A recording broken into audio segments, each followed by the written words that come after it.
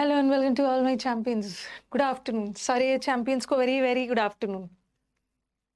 Good afternoon अभिषेक, दीपू, मिथुन, अभय, सारे champions को very very good afternoon.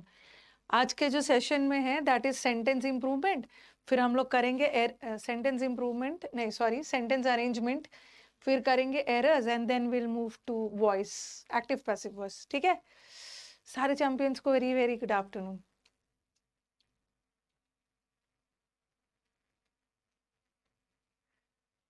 चलो पहला वाला करते हैं. Good writers use more verbs. However, it is hard to write without verbs. तीन ऑप्शन सी से तीन ऑप्शन ए से है और एक ऑप्शन डी से है. तो डी तो बिल्कुल नहीं होगा. सो का मतलब है इसलिए तो हम तब बोलते हैं ना, इसलिए बोल के कोई निष्कर्ष निकालते हैं, कंक्लूजन देते हैं. इसलिए हमें ये वर्ब को इसलिए use verbs is not really so use verbs is not really good advice. Using verbs होगा. Writers have to use verbs and trying to add extra ones without not turn out well. तो D तो होगा नहीं, इतना तो confirm हो गया. A से ही होगा. और A में बोला है ना, good writers use more verbs. जो अच्छे राइटर्स होते हैं वो अपने राइटिंग में बहुत ज्यादा verbs का यूज करते हैं. ओके अब देखो, ए के बाद दो ऑप्शन में बी है और ए के बाद ए बी है और एक ऑप्शन में सी है. तो अब देख लो क्या होगा.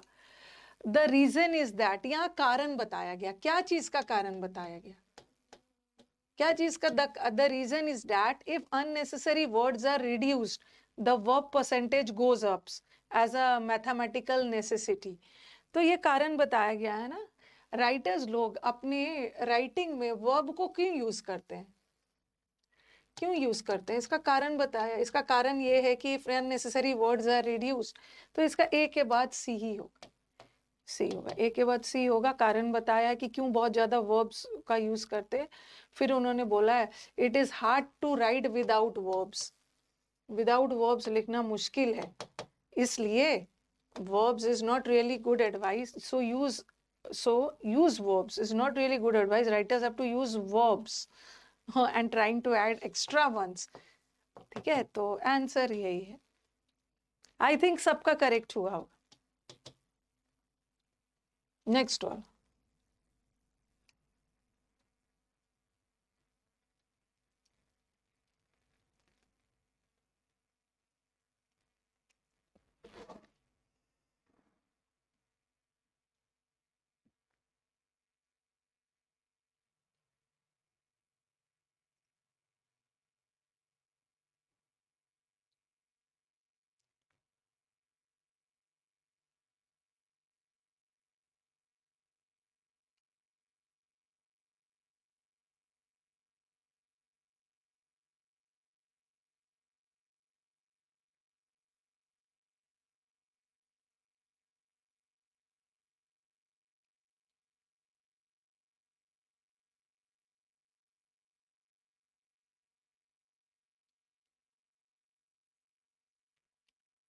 मेरे को सारे ऑप्शन में क्या क्या फेरबदल दिख रहा है. ठीक है, मेरे को ये ऑप्शन में डी के बाद बी दिखा, यहाँ मेरे को बी के बाद डी दिख रहा है और सी ए सब ऑप्शन में ना. सी के बाद ए, यहाँ भी सी के बाद ए, यहाँ भी सी के बाद ए, यहाँ भी सी के बाद, तो सी के बाद ही ए होगा. और ऑप्शन में डी बी और ऑप्शन में बी डी. अगर मैं सक्सेसफुल हो जाती हूँ बी और डी के बाद डी होगा या डी के बाद बी होगा, तो उससे मेरा काम इजी हो जाएगा. अब बताओ कि बी और डी में कौन सा पहला आएगा? There have been land plants for 465 million years. Land plants, ये कोई लैंड में होने वाले प्लांट्स 465 मिलियन ईयर्स तक थे. Yet there were no flowers. Plants तो थे, ओके, लैंड में बहुत सारे प्लांट्स थे, बट फ्लावर्स नहीं था. और दूसरा, flowers only appeared in the middle of the dinosaur era. ये बोले कि इतने साल पहले तक प्लांट्स तो था, फ्लावर्स नहीं था. फ्लावर्स तो डायनासोर एरा में टाइम में आया. तो बी के बाद ही डी होगा ना. इतना तो कंफर्म है कि बी के बाद ही डी होगा. एग्री कर रहे हो ना? इतने साल तक फ्लावर्स नहीं है। अरे फ्लावर्स तो अब जाके आया डायनासोर वाले एरा में। बी के बाद डी होगा, बट यहाँ डी के बाद बी और यहाँ डी के बाद दो ऑप्शन हट गया। अब देखो बी से ही शुरू होगा। बी में बोला है there have been plants for 465 years yet there were no flowers for 2/3। हाँ तो बी सी। अब यहाँ पे देखना है ना, यहाँ भी बी के बाद सी और यहाँ भी बी के बाद ही सी आ रहा है, थोड़ी दूरी पे आ रहा है। बट अब देखो यहाँ पे ए डी और यहाँ पे डी ए, ठीक है, डी ए और डी और ए में कौन सा पहले आएगा? कौन सा पहले आएगा? B D. थोड़ा सा कंफ्यूज करने वाला है। और ये भी ध्यान रखना है कि सी के बी के तुरंत बाद सी आएगा और देख लीजिए।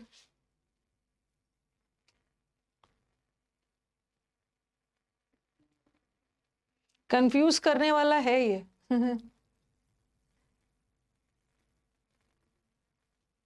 और ये भी ध्यान देना है, ये भी ध्यान देना है कि कंफ्यूज करने वाला है कि सी के बाद डी आएगा या डी के बाद सी आएगा, ये भी ध्यान देना है।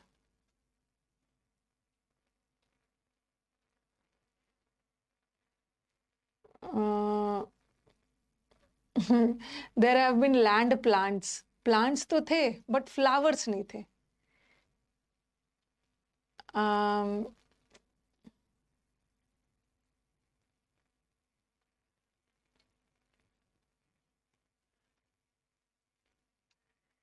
थोड़ा सा दिमाग लगा दो, थोड़ा सा दिमाग लगा दीजिए। मैक्सिमम बच्चे ना यही बोलेंगे। देखो देखो देखो, सबसे पहले क्या होता है ना, द इक्वली फेमिलियर ग्रासेस। सबसे पहले क्या होता है? घास वगैरह उगता है, ग्रासेस होते हैं, फिर प्लांट्स होता है, फिर उस प्लांट्स में फ्लावर्स आते हैं, प्लांट्स में फ्लावर्स आते हैं। अच्छे से देखो, देखो ये बोल रहे हैं 465 मिलियन ईयर्स पहले तक, पहले से 465 ईयर्स तक पहले से ये तो थे लैंड प्लांट्स तो थे। देखो बी के बाद ना, बी के बाद हाँ, बी के बाद थोड़ा सा ध्यान देना है। मैक्सिमम बच्चों का आंसर मैक्सिमम डी और सी एक साथ आ रहा है। कहाँ से डी और सी एक साथ आ रहा है? डी और सी का कहाँ से एक साथ होगा? प्लांट्स की बात कर रहे हो। देखो ये देखो, एक मिनट देखो, ये ग्रासेस है। सी और ए तो पक्का है साथ साथ आएगा, सी और ए पक्का है साथ साथ आएगा, ठीक है। ये कंफ्यूज सी और ए, बस इसी दोनों में थोड़ा सा ध्यान से देख के करिए। आंसर वैसे बी है आंसर। हाँ, आंसर ये, ठीक है देखो देखो, ये देखो ना, ओनली अपियर्ड। ये देखो ये क्या बोल रहे हैं ना, ये देखो ये बोल रहे बी के बाद सी आएगा। There have been land plants 465 million year से लैंड प्लांट्स थे, but flowers no flowers for even 2/3 of that time. 2/3। और ये बोल रहे पहले तो फ्लावर्स के बारे में बोला, फिर बोला the equally familiar grass appeared even more recently.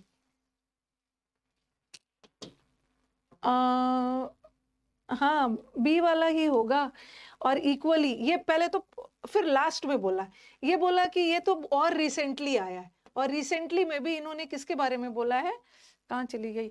The oldest. देखो यहाँ पे बोला है फेमिलियर ग्रास, और ओल्डेस्ट फॉसिल ग्रासेस जो थे ना, ये तो ये इसकी तो 465 मिलियन अगो है, और ये तो 70 मिलियन ईयर्स ओल्ड है। although grass may have evolved a bit earlier than that। और लास्ट में बोला है, ठीक है। और ये जो फ्लावरिंग प्लांट्स, ये तो अभी हाल फिलहाल में डायनासोर एरा में आया, ठीक है, डायनासोर एरा में आया। डी होवे ना, बी होगा, बी बी बी। बच्चे कंफ्यूज हो सकते हैं कि अरे फ्लावर तो नहीं था, फ्लावर तो हाल फिलहाल में आया। अब फ्लावर हाल फिलहाल में आया, द इक्वली फेमिलियर ग्रासेस अब ये इवन मोर रिसेंटली, ये रिसेंटली, ओके। नहीं, एक मिनट उल्टा कर दिया मैंने, sorry, I am very sorry, अरे उल्टा कर दिया। ये बोल रहे हैं ना कि 465 ईयर्स, सॉरी देखा नहीं मैंने, there have been land plants 465 years तक तो लैंड प्लांट थे, बट फ्लावर्स नहीं आया। Flowers appear in the middle of the dinosaur era, dinosaur era में नहीं, यही सही। और ये तो डायनासोर में आया, और इक्वली फेमिलियर ये तो और भी मोर रिसेंटली आया, मोर इससे भी ज्यादा हाल फिलहाल में। नहीं सही है, सही है, सही है। गलत देख लिया मैंने ना मिसअंडरस्टैंड कर लिया, इसको देखा ही नहीं। करेक्ट है आप, इसको मैंने देखा नहीं, ये तो मोर रिसेंटली, ये तो और भी हाल फिलहाल का है। Okay, bit earlier than that, सही है। खेला हो गया है। नेक्स्ट वाला, नेक्स्ट वाला, नेक्स्ट वाला होगा, मोर रिसेंटली हो रहा है। नेक्स्ट वाला,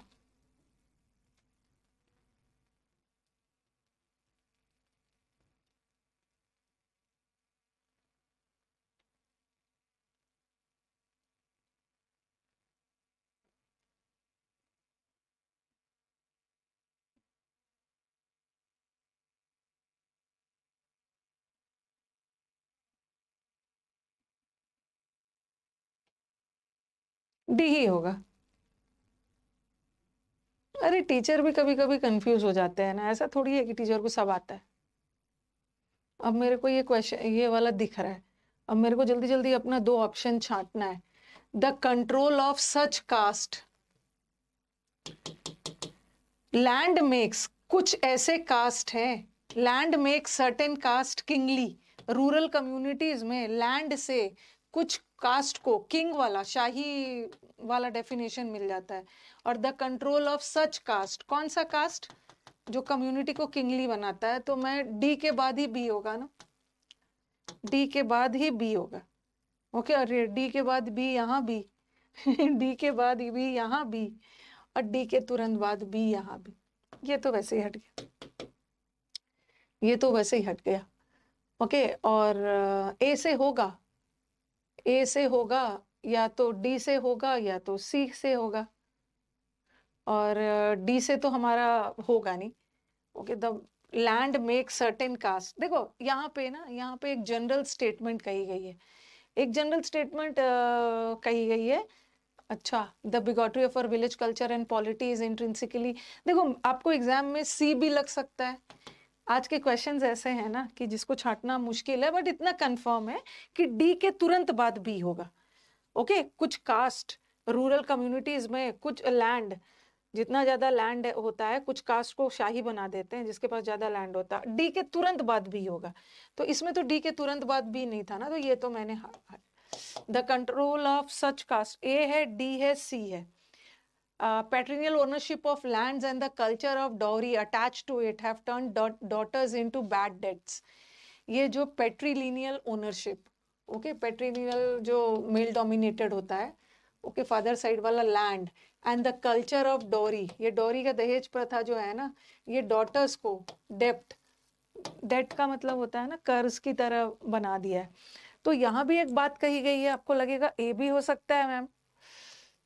ओके, ऐसा लगेगा लैंड मेक्स, लैंड कुछ सर्टेन कास्ट को किंगली बना देता है, डी भी लग रहा है, और सी भी हो सकता है। अब थोड़ा सा ध्यान देने की जरूरत है, सी भी हो सकता है। देखो सी में ना, इन्होंने सी में एक जनरल बात कही गई है,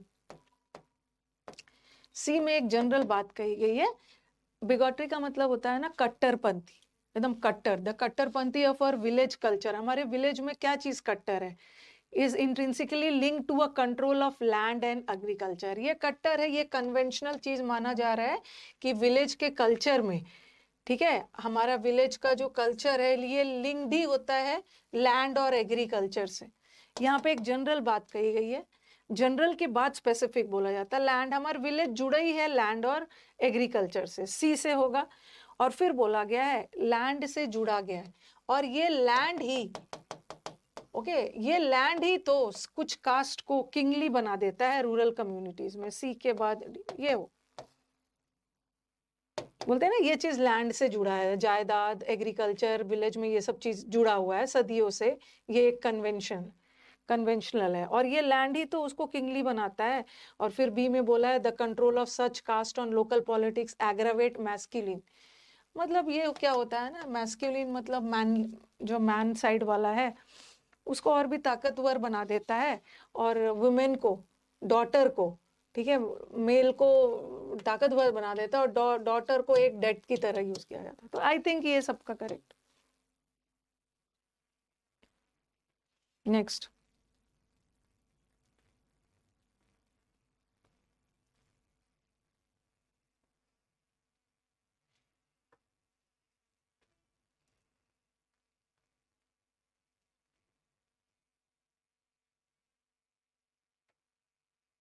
AACC।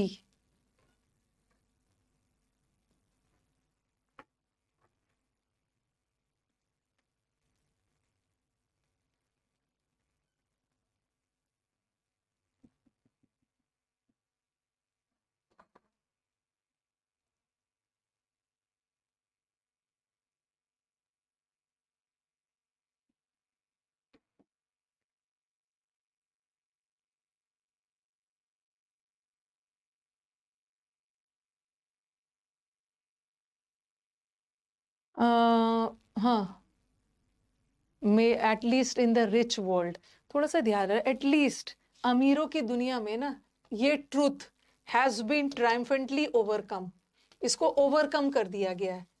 ओके, ओवरकम करना मतलब इसको, इससे उभर कर बाहर निकालना, सॉल्व कर देना, एक ये है। और येट डिस्पाइट दिस एडवांस, ये मॉन्यूमेंटल इतने बड़े प्रोग्रेस के बाद, much ability both male and female is wasted because of stereotype, जो मेल और फीमेल में अंतर किया जाता है। तो बताओ कौन सा पहला होगा? ए पहला, ए तो पहला नहीं होगा ना। ए में बोला है ना, elite American colleges are now widely suspected of admitting male applicants. जो बड़े बड़े अमेरिकन कॉलेजेस हैं ना, अब इसमें मेल एप्लीकेंट्स को एडमिट किया जा रहा है। मेल एप्लीकेंट्स के लोअर ग्रेड्स है उसको भी एडमिट किया जा रहा है, टू नंबर को इवन करने के लिए। तो आर नाउ, अब ये ऐसा कर रहे हैं, तो पहले कुछ हुआ होगा ना। देखो किसी का नाम है स्टेंथल, वंस रोट, स्टेंथल ने एक बार लिखा था कि ऑल जीनियसेस, जितने भी जीनियसेस जो वुमेन के रूप में निकल के बाहर आते थे, they were lost to the public good. ठीक है, इन्होंने बोला है कि वुमेन जीनियस के बारे में बात हो रही, दे वर लॉस्ट, सी से स्टार्ट होगा। और एटलीस्ट वुमेन, अमीरों की दुनिया में ना, अमीरों की दुनिया में ये जो वुमेन है ना, मतलब इनके साथ इतना रिच वर्ल्ड में आपने देखा होगा, ये मेल और फीमेल में भेदभाव ज्यादा ना middle class, lower middle class में होता है, रिच वर्ल्ड में ऐसा नहीं होता। तो all geniuses who were born women they were lost, but at least in the rich world ये जो ट्रूथ है ना, दे हैव बीन ओवर। तो सी के बाद ही भी हो। उसके बाद हाँ हैज बीन, हाँ यहाँ पे मेल एप्लीकेंट्स को भी देखो यहाँ पे रिच वर्ल्ड, रिच वर्ल्ड में यहाँ पे एलीट मतलब रिच अमेरिकन कॉलेजेस में। बट इसके फिर लास्ट में एक कंक्लूजन दिया है, इसके बावजूद much ability both male and female is wasted because of ये स्टीरियोटाइप। लास्ट में कंक्लूजन दिया है डी।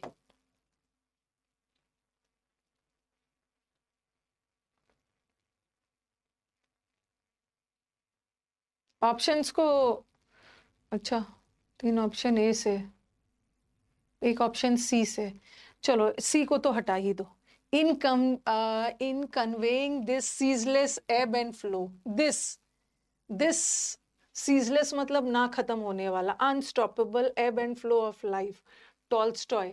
और सबसे पहले ये भी ध्यान रखना है ना, टॉल्स्टॉय का पूरा नाम देंगे, लियो टॉल्स्टॉय, इनका पूरा नाम आएगा तभी तो इनका शॉर्ट नेम होगा। तो सी तो वैसे भी नहीं, सी हट गया। अब देख लो,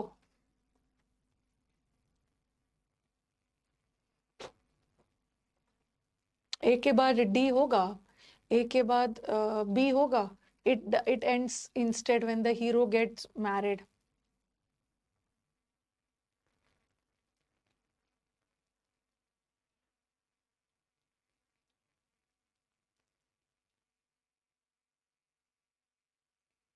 ये भी ध्यान रखना है, ये भी ध्यान रखना है ना कि लास्ट ऑप्शन सी है, लास्ट ऑप्शन सी है और एक लास्ट ऑप्शन डी है।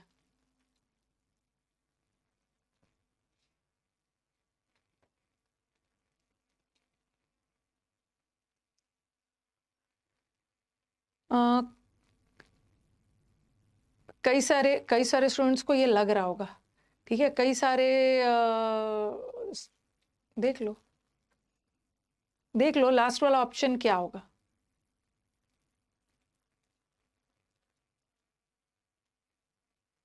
लास्ट वाला ऑप्शन इतना तो पता चल गया स्टूडेंट्स को कि लास्ट वाला ऑप्शन ना डी नहीं होगा, लास्ट वाला ऑप्शन सी होगा। लास्ट वाला it ends instead, instead of मतलब ये यहाँ पे एंड नहीं होता है, ये एंड होता है यहाँ पे। तो थोड़ा सा डी और बी ध्यान से देखो ना, डी और बी पे ध्यान दो, डी और बी पे ध्यान दो कि कौन सा पहले होगा। Concluding it at the moment of heroic drama would have destroyed the integrity, ये बोल रहे हैं ए से ही शुरू होगा। लियो टॉल्स्टॉय के नॉवल की ब्यूटी है जो है, लियो टॉल्स्टॉय का एक नॉवल है जिसका नाम है वॉर एंड पीस। इस नॉवल की ब्यूटी क्या है कि it does not and when the war ends. जब युद्ध खत्म होता है तो ऐसा कुछ नहीं है कि ये नॉवल भी खत्म हो जा रहा है, नॉवल भी खत्म हो जा रहा है। आज वाला थोड़ा सा ना मतलब बहुत क्लियर कट नहीं है, थोड़ा सेंटेंस देखो। देखो अब मुझे बताओ कि बी और डी में क्या होगा। ए तो बी और डी में कौन सा पहला होगा, बी एंड डी में कौन सा पहला। Concluding it at the moment of heroic drama would have destroyed the integrity of the novel. अगर अगर इन्होंने ड्रामा को एंड किया होता इस मोड पे तो इस ड्रामा का यूनिटी, इंटीग्रिटी, ऑनेस्टी खत्म हो जाता है। तो इसलिए इन्होंने क्या किया है ना, इस ड्रामा को एंड यहाँ पे नहीं किया है, ये ड्रामा को इट एंड्स इंस्टेड। इसका एंडिंग यहाँ पे, अगर यहाँ पे एंड किया होता ना तो ये हो जाता, इसलिए यहाँ पे एंड ना करके एंड कब किया, जब हीरो मैरिड हो जाते हैं और लाइफ में अपना सेटल डाउन हो जाते हैं ना। तो ए डी बी कहाँ चला गया, हाँ, और लास्ट में सी है। इन कन्वेइंग दिस एब and flow of life, hero का ये जो लाइफ का उतार चढ़ाव है टॉल्स्टॉय ने हर एसेंस को, लास्ट वाला सी ही हो, लास्ट वाला सी होगा। आपके आपके नहीं नहीं, ए बी सी डी नहीं होगा, ए बी सी डी नहीं होगा, ये वाला तो कंफर्म हो। ये देखो थोड़ा सा एक बार और बताना है, कई सारे स्टूडेंट्स को ना ये दिखेगा और उनको लगेगा कि मैम ए के बाद, ठीक है, ए के बाद बी तो यहाँ भी है और ए के बाद बी यहाँ भी है, इसका ये तो है नहीं, इसका मतलब है कि इसी में से कुछ होगा, ठीक है, इसी में से कुछ होगा। लेकिन आप थोड़ा सा सेंटेंस को देखो, इन कन्वेइंग दिस मतलब ये हीरो का शादी होना, सेटल डाउन होना, ये सब दिखा रहे हैं। और इस मैसेज को कन्वे करने में, फ्लो ऑफ लाइफ में, लियो टॉल्स्टॉय ने हर एसेंस को, लास्ट वाला तो इतना कंफर्म है सी होगा, सी, लास्ट वाला सी है, तो ज्यादा से ज्यादा आपका इसी दोनों में से होगा। लेकिन ये बोल रहे हैं कि यहाँ पे एंड नहीं किया है, यहाँ पे एंड करते ना तो इससे नॉवल का इंटीग्रिटी खत्म हो जाता है, इसलिए इसको यहाँ पे एंड किया है, डी के बाद बी, ये सी होगा, सी, सी कंफ्यूज करने वाला है तो थोड़ा सा ध्यान देना है। यहाँ पे कंक्लूजन दिया, नेक्स्ट।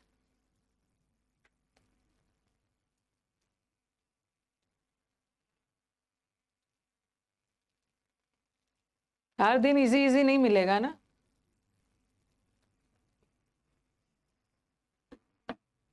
बीच बीच में थोड़ा स्पीड ब्रेकर्स भी रहना चाहिए।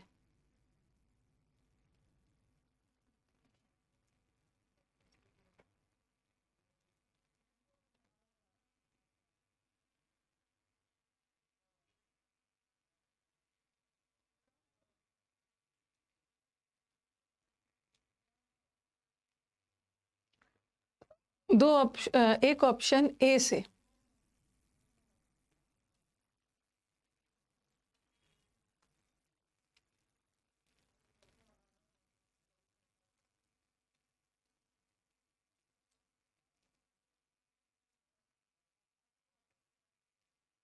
ये इतना भी डिफिकल्ट तो नहीं लग रहा है।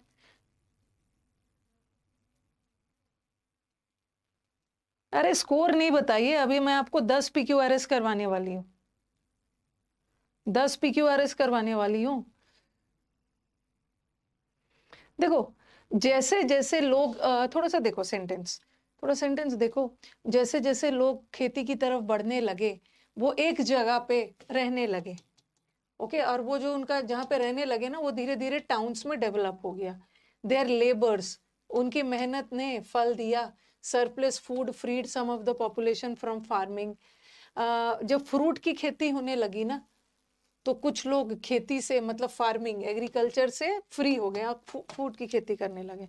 In about 500 BC farmers moved into the fertile valleys of Mesopotamia.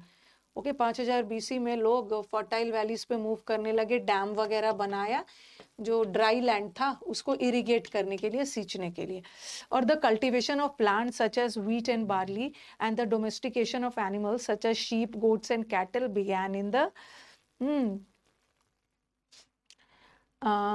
देखो सबसे पहले बी होगा। अच्छा बी और डी में थोड़ा सा देखो जरा, बी देखो,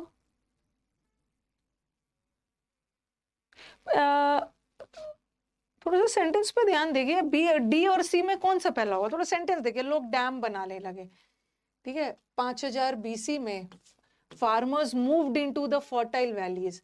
ये जो फार्मर्स है ना, पहले तो लोगों ने ये खेती का प्लान स्टार्ट हुआ 8500 BC में।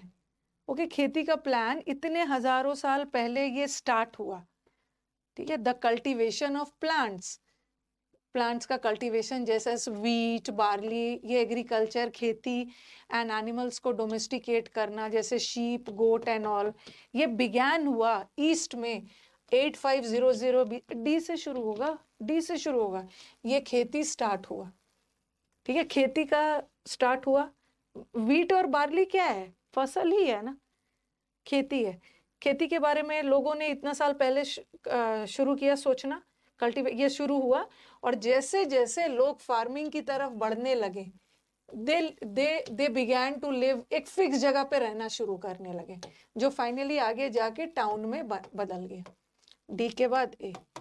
फिर इन्होंने बोला है कि उसके बाद क्या किया, ओके, फिक्स सेटलमेंट में रहने लगे, फिक्स जगह पे। और 500 BC में 5000 BC में फार्मर्स क्या करने लगे, फर्टाइल जगह पे रहने लगे, नदी किनारे, जहां से वो सींच सके, ओके। ये सब मेहनत करने उन्होंने डैम बनाया, डिचेस बनाए अपने सूखे हुए खेत को इरिगेट करने के लिए। फार्मर्स ने ये सब काम किया और उनकी मेहनत रंग लाई, ठीक है। तो सी के तुरंत बाद ये हो गया, ए हो, ए, ठीक है। पहले पहले तो कल्टीवेशन वाला कॉन्सेप्ट आया, 8500 में कॉन्सेप्ट आया। और जैसे लोगों को खेती का के दिमाग, जब जब लोग खेती फार्मिंग की तरफ बढ़ने लगे तो लोग भटकते नहीं थे, एक जगह पे सेटल होने लगे, ठीक है, एक जगह पे सेटल होने लगे। और फार्मर्स उसके बाद फर्टाइल जगह पे रहने लगे, और उन्होंने ये किया वो किया, डिचेस बनाया, और उनका मेहनत रंग ला। सी के बाद ही बी हो।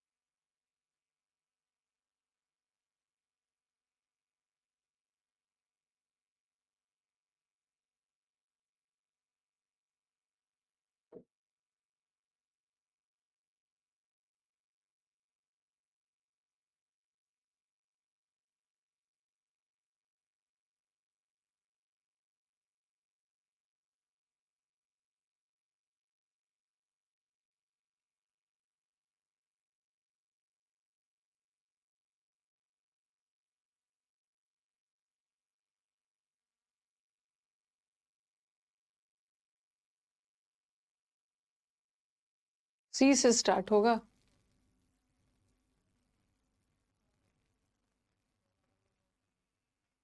देखो एक चीज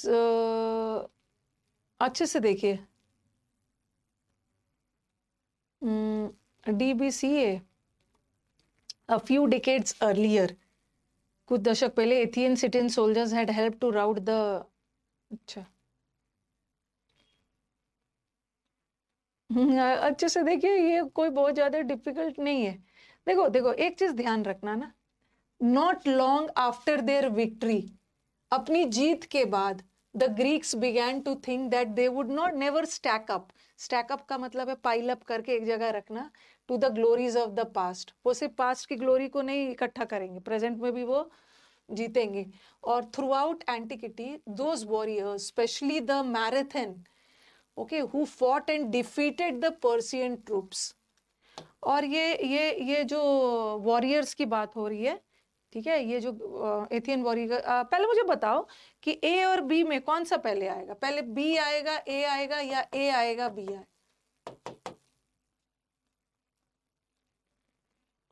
पहले बताओ कि क्या होगा।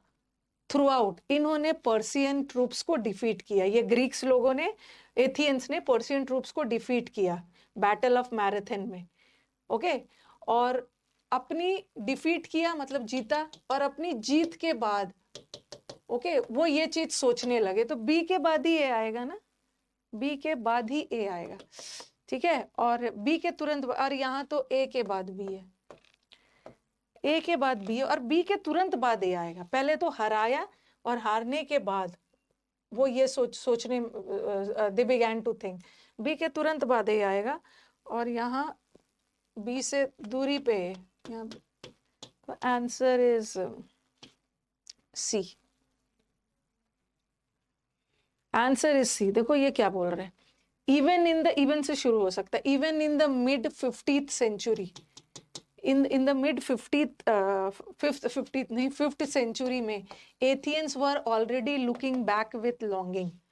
लुकिंग बैक का मतलब होता है ना अपनी पास्ट को याद करना, पास्ट की उपलब्धियों को याद करना, ओके। 5th सेंचुरी में भी एथियंस वर ऑलरेडी, पहले तो हम एथियंस की बात करेंगे, ओके। एथेंस के लोग को एथियंस के बारे, एथियंस बोलते हैं, ओके, एथेनियंस बोलते हैं। और फिर हम सोल्जर्स के बारे में बात करेंगे, पहले तो यहाँ लोगों की बात हो रही है, और एथियन सिटीजन सोल्जर्स, तो सी से स्टार्ट होगा। ये बोल रहे हैं a few decades earlier Athenian soldiers had help to rout the Persian invaders of Greece. और ये बोल रहे हैं अभी भी ना, अभी भी लोग पास्ट के बारे में सोच रहे हैं, ओके। जो एथेंस के लोग अभी भी अपने पास्ट के बारे में सोच रहे हैं, और क्या सोच रहे हैं पास्ट के बारे में, कि कैसे कैसे उन लोगों ने पर्सियन इन्वेडर्स को, कैसे कुछ दशक पहले उन्होंने पर्सियन इन्वेडर्स को भगा दिया था, C D, okay. Throughout those warriors, ये वॉरियर्स किसके लिए है, ये वाले, ओके, स्पेशली इन द, ये who fought and defeated the Persian, ये जो सोल्जर्स के लिए ही ना दोज वॉरियर्स लगा, तो ये होगा, answer is this, D is right. ये जो वॉरियर्स लगा है सोल्जर्स के लिए।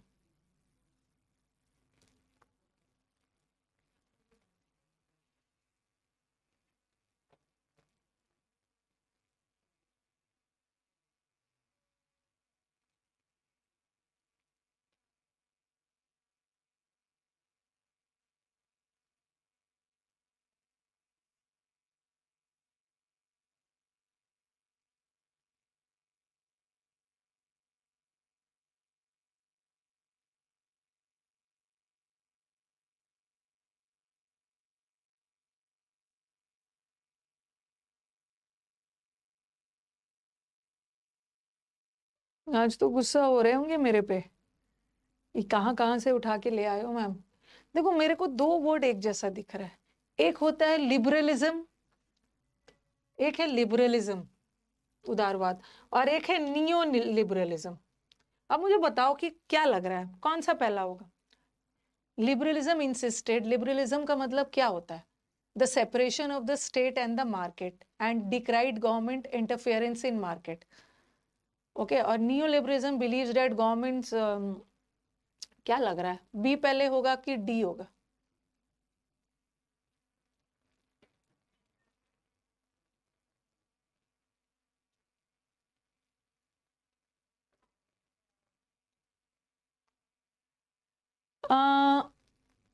सबसे पहले देखो, सबसे पहले तो याद रखना है कि लिबरलिज्म के बारे में बोलेंगे, और लिबरलिज्म का ही एक टाइप होता है नियो। नियो का मतलब है नया, तो मतलब बी के बाद ही डी आएगा, बी के बाद ही डी आएगा। ओके, बी के बाद डी आएगा, और यहाँ डी के बाद बी, और यहाँ डी के बाद बी। अब आपका दो ही बचा। ओके, यहाँ बी के तुरंत बाद डी, और यहाँ बी से थोड़ा लो। तो देखो, liberalism insisted on the liberalism का मतलब क्या है? लिबरलिज्म का मतलब क्या है कि गवर्नमेंट का इंटरफेरेंस नहीं होगा मार्केट में, आपको रिस्ट्रिक्शन नहीं मिलेगा। और बी के तुरंत बाद ही डी आएगा। और नियो लिबरलिज्म का मतलब क्या होता है? पहले तो लिबरलिज्म क्या होता है बताया, फिर neo liberalism believes that the government should intervene in markets. Liberalism तो बोलता है कि गवर्नमेंट को मार्केट में इंटरफेयर नहीं करना है, लेकिन दूसरा तरफ नियो लिबरलिज्म क्या बोलता है कि गवर्नमेंट शुड इंटरवीन, गवर्नमेंट को इंटरवीन करना है, but only on the side of banks, financial capitalist, ये साइड से। बी के बाद डी। फिर ए में बोला every time financial speculation creates a crisis, governments are expected to tax their citizens. जब भी कोई क्राइसिस आता है ना, तो गवर्नमेंट टैक्स करते हैं सिटीजन्स को, and use that money to save banks and financial. तो वो सबसे पहले तो बोल रहे हैं, नियो लिबरलिज्म बोल रहा है कि ठीक है, बैंक साइड से इंटरफेरेंस हो सकता है, ठीक है, बैंक साइड से इंटरफेरेंस हो सकता है। ओके, और ये बोल रहे हैं एवरी टाइम अगर संकट भी आता है ना, तो ये जो बैंक का इंटर बैंक को बचाने के लिए ये किया जा सकता है। तो आंसर इज ये B D A C, D is the correct option. थोड़ा सा है टाइम लेने वाला, बट उतना भी डरना नहीं है। If one argues, as some do, that liberal capitalism was always to some extent capitalism, this signifies a major shift. तो ये आंसर ठीक है। लिबरल बी के तुरंत बाद डी आना चाहिए। हम बी के बाद तुरंत ए नहीं बोल सकते हैं ना। हम बी के बाद ए क्यों नहीं बोल सकते? आप बोलोगे मैम बी के बाद ए कर दे। आपने आपने ए में बोल रहा है ना कि बैंक की भागीदारी होगी तभी तो बैंक को बचाएंगे, लेकिन आप बोल रहे हैं कि लिबरलिज्म में बैंक वगैरह या गवर्नमेंट वगैरह कोई भागीदारी नहीं हो, फिर आप इसको नहीं बोल सकते ना भागीदारी। पहले तो बोलोगे लिबरलिज्म ये है, और नियो लिबरलिज्म में बैंक साइड से इंटरफेरेंस हो सकता है। ओके, और ऐसा कुछ प्रॉब्लम्स होता है फाइनेंशियल इंस्टीट्यूशंस का, तो बचाया जा सकता है। आई थिंक 10 होगा।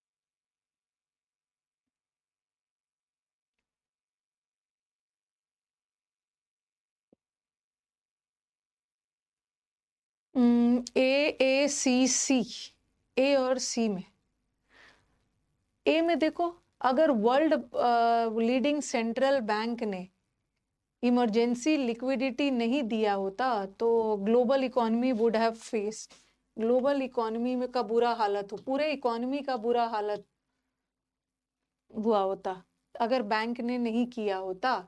तो कौन सी इमरजेंसी आई है, क्या ऐसा आया है? ए होगा या तो सी होगा। ये बोल रहे हैं कि लेमन क्राइसिस। अब इसके बारे में तो मुझे बहुत ज्यादा पता नहीं है। ये लेमन कोई संकट आया होगा, low rates and quantitative easing were needed after Lehman crisis.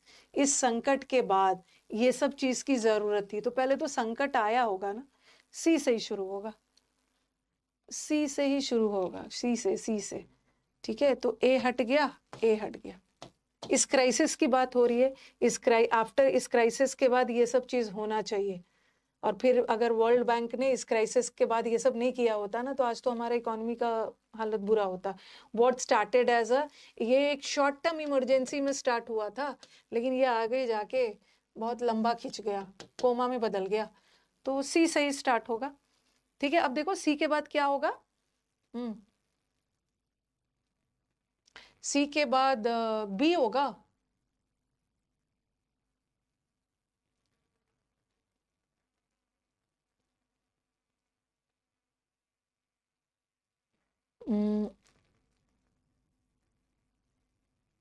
आपको लग सकता है what started as a short time emergency pain killer ये जाके आगे बहुत प्रोलॉन्ग कोमा में बदल गया और payment systems would have failed.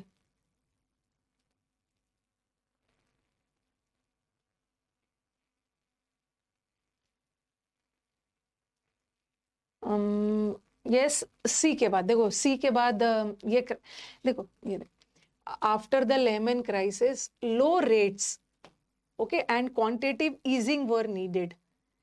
ये चीज की जरूरत थी इस संकट के बाद, ये सब चीज की जरूरत थी. ओके, लो रेट्स, और इसी को ये लो रेट्स और ये सब चीज जिसकी जरूरत थी ना, यही बैंक सेंट्रल बैंक ने दिया. तो सी के बाद यही होगा, सी के बाद यही होगा, ए होगा.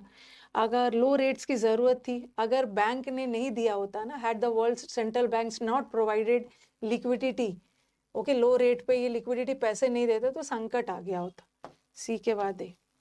ओके, संकट आ गया होता, पेमेंट सिस्टम फेल हो गया होता, उस वजह से पैनिक हुआ होता.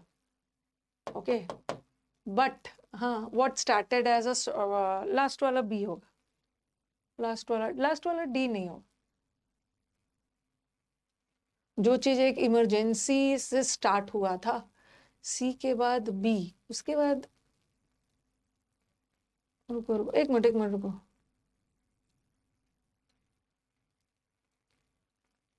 अरे रुको रुको रुको रुको रुको रुको देखने दो. व्हाट स्टार्टेड, ए और डी तो पक्का है कि साथ आएगा. नहीं नहीं सही है, बी ही होगा. नहीं नहीं डी नहीं है, बी ही है, बी ही है, बी है, बी है. इन्होंने बोला है कि कुछ कुछ अच्छी लो रेट्स और कुछ ईजिंग का मतलब है कुछ कंफर्टिंग चीजों की जरूरत थी जो कि बैंक ने दिया. अगर नहीं दिया होता ना तो ये सब हो जाता. सही है, बी ही है, बी ही है, सी ए डी बी है. नेक्स्ट लास्ट वाला.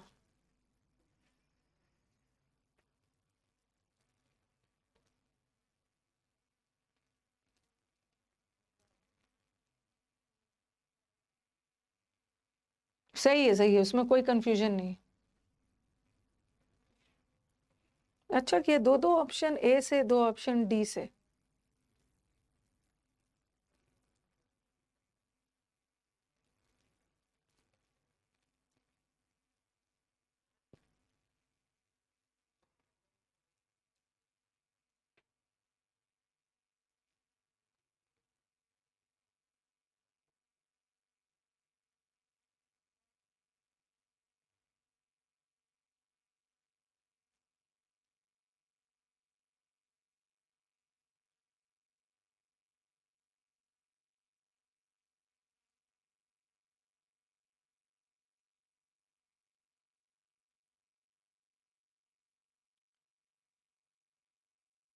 ये एज अ रिजल्ट हेल्प करेगा.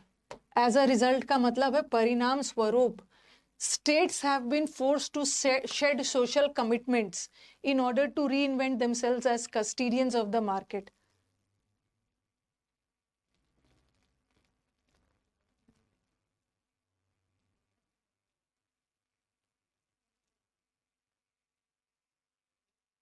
देखो अच्छे से, एज अ रिजल्ट कौन से वर्ड को जोड़ रहा है.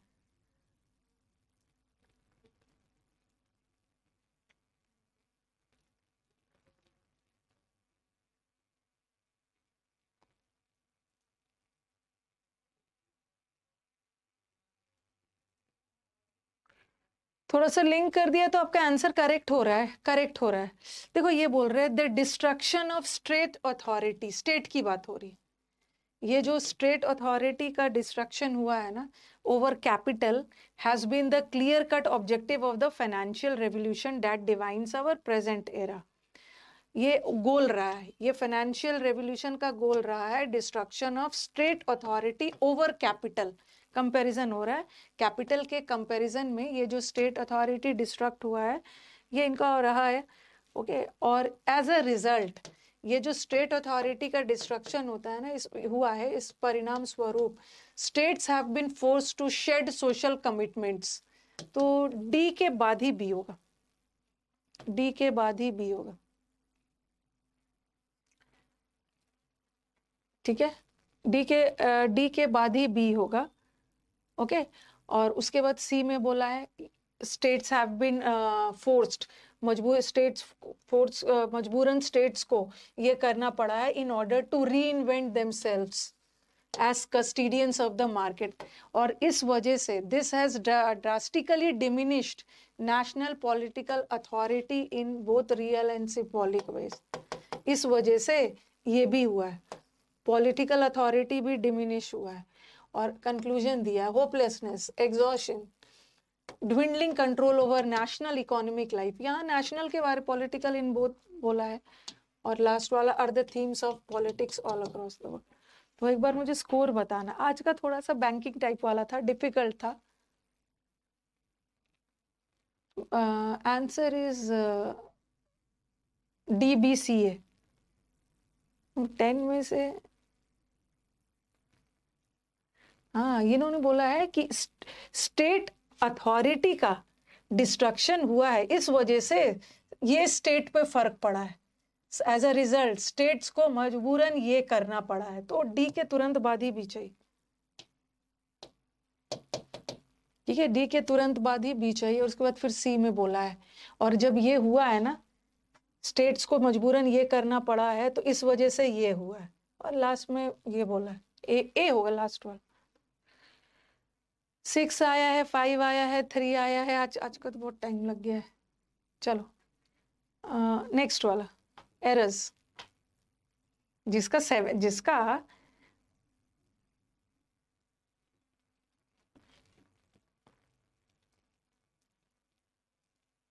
ये देखो ना, ये आपको ध्यान रखना है ना कि मैम और अच्छे से एक्सप्लेन कर दीजिए। देखो तुमको ध्यान रखना, एज अ रिजल्ट इस वजह से ये हुआ है, ठीक है। इस वजह से पहले स्टेट की बात की है, फिर ऑल अक्रॉस द वर्ल्ड की बात की। देखो इन्होंने बोला है एज अ रिजल्ट, स्टेट के साथ कुछ हुआ है ना, स्टेट अथॉरिटी का डिस्ट्रक्शन हुआ है, इसी वजह से मजबूरन स्टेट्स को ये करना पड़ा है। तो डी के तुरंत बाद बी होगा, ठीक है। यहाँ डी के तुरंत बाद बी नहीं है, यहाँ भी डी के तुरंत बाद बी नहीं है। अब ज्यादा से ज्यादा आपका ऑप्शन क्या से शुरू होगा, या तो लगेगा कि मैम ए से होगा, ठीक है, एज ए से होगा, या तो डी से होगा।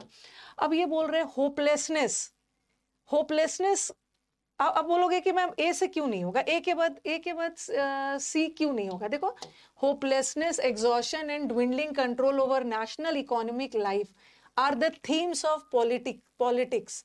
ये पॉलिटिक्स का थीम है ऑल अक्रॉस द वर्ल्ड, और इस वजह से नेशनल पॉलिटिकल अथॉरिटी कम हो गया। ये तो ए का सी में जवाब यहाँ तो मिल ही नहीं रहा है, ओके। ए का सी में जवाब यहाँ पे मिल ही नहीं रहा है, सी के बाद ही ए आएगा, ओके। हमें डी के तुरंत बाद बी रखना है, ठीक है। डी के तुरंत बाद बी यहाँ भी है, डी के बाद बी यहाँ भी है। तो पहले इन्होंने स्ट्रेट प्रेजेंट एरा की बात हो रही है, हमारे प्रेजेंट एरा में, आज के टाइम में ये हो रहा है, इस वजह से ये हो रहा है, और फिर इसका इफेक्ट पूरा ऑल अक्रॉस द वर्ल्ड पड़ रहा है। तो आंसर इज दिस, लास्ट वाला ए होगा। Next,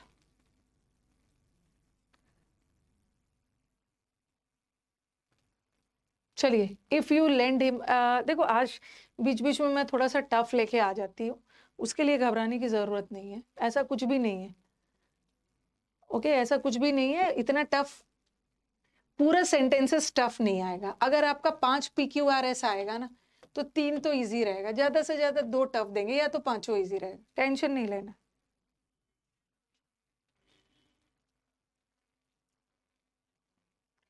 if you lend him a book, अगर आप उसको बुक दोगे ना, तो he will lend it to someone, ये किसी दूसरे को दे देगा और तुम्हें फिर मिलेगा ही। कहाँ पे है? नहीं, मुझे ऐसे आंसर नहीं चाहिए, CD में आंसर नहीं चाहिए। देखो 2 तरीके से सुधार सकते हो। ये नेवर से सेंटेंस शुरू हो रहा है, और नेवर एडवर्ब है, और जब भी हमारा सेंटेंस एडवर्ब से शुरू हो ना, तो इन्वर्जन चाहिए। तो आप इसको ऐसा भी कर सकते हो, and never will you get it back, ऐसा भी कर सकते हो, या ऐसा भी कर सकते हो, and you will never get it back, ठीक है, अगर आप नेवर को बाद में लाते हो तो इन्वर्जन करने की जरूरत नहीं है। एरर इसी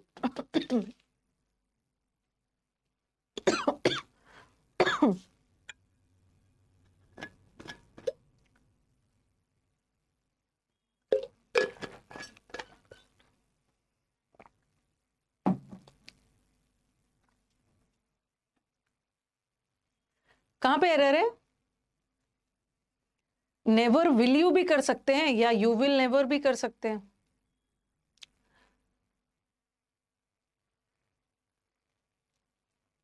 पिछले बार मेंस में PQRS नहीं आया था, तो ये मत सोचना कि इस बार भी नहीं आएगा, आ भी सकता है, नहीं भी आ सकता है।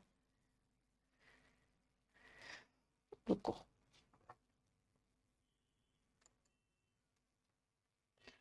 और स्टूडेंट्स को एक चीज बताना है बिफोर आई, एक चीज, चलो यहाँ पे तो मैन के लिए है और मैन सिंगुलर है, ठीक है, मैन सिंगुलर है, तो if a man diligently seeks, singular है तो वर्ब भी सिंगुलर होगा ना। ओके